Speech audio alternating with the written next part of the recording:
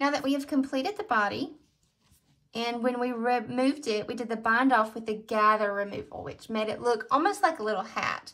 But we're turning it upside down and we're using it as a body. We're going to go ahead and stuff it, but we don't want to stuff it too much because it will then expose all of the stuffing and we don't want that to happen. So we're going to stuff it lightly, but enough so that it can look like a body. We will also stuff the hat, which goes on top, so it will help hold form a little bit.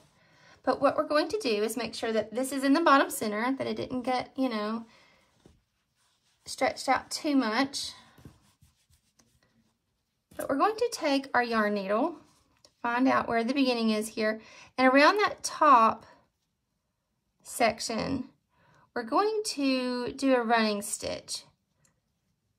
And we're doing this so that we can pull it together a little bit. We're not going to completely close it like we did at the bottom and what we did at the top of the hat whenever we are doing the running stitch also, and we pulled it really tight to close it. We just want to pull this in enough so that it gives it a little bit of a round shape so that when we put the hat on it, it doesn't just look like a tube sitting on top of a tube.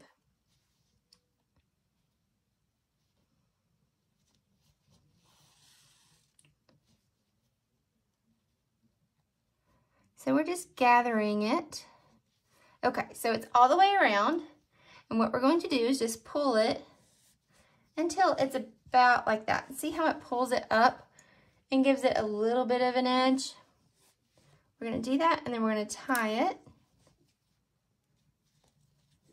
into a knot. And this part will not be seen because it will be underneath the hat. So we've got the gnome body stuffed.